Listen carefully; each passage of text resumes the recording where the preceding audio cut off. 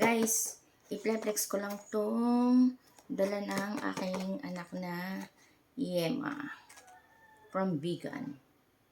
Ito siya.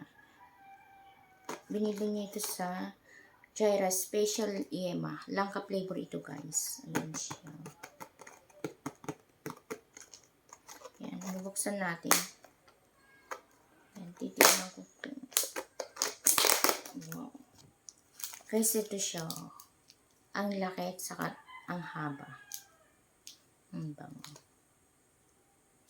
Talagang special kasi ang ganda pa ng pagkakabalot niya, guys. Ito yung paninda nila na special Yema. Di ko alam kung magkano itong isang box na ganito. Basta nasa dati baka nasa 200 ito, guys. O kaya mahigit yung price nito. Nasa 200 plus siguro to. Ngayon lang ako makakatikim ng Yema, guys, na langka flavor. Kaya tara, tikman natin, guys, kung masarap nga ba itong Yema na to. Ay, wait lang, guys. Bibilangin ko kung ilang piraso.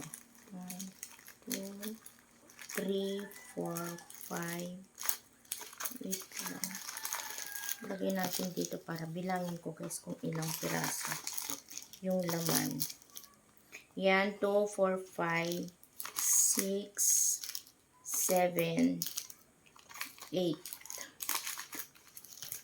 9, 10, 11, 12,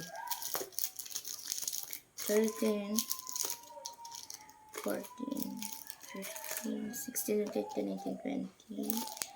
20 pieces ito, guys. Pero hindi ko alam kung may bawas na. Pero alam ko wala pa. Wala pang bawas. Kaya ito, tikman na natin ang Yema.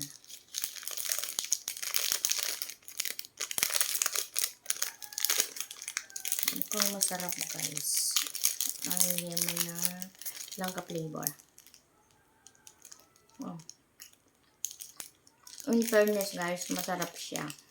Ano siya, hindi siya masyadong matamis. Katamtaman lang yung tamis niya. Masarap.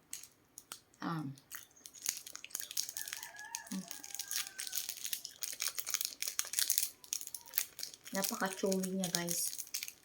Tsaka lambot.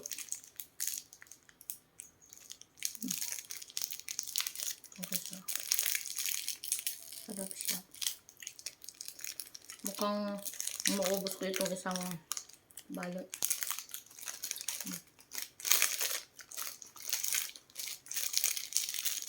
Ang ganda ng balot niya, guys. Oh. Social. In fairness, guys, masarap tong Yema lang ka-flavor na gawa ng Jaira Special Yema. Guys. Ito, mabibili ito sa Vegan, guys. Pag nagustuhan mo ang aking video, please like, share, and subscribe to my channel, Miles.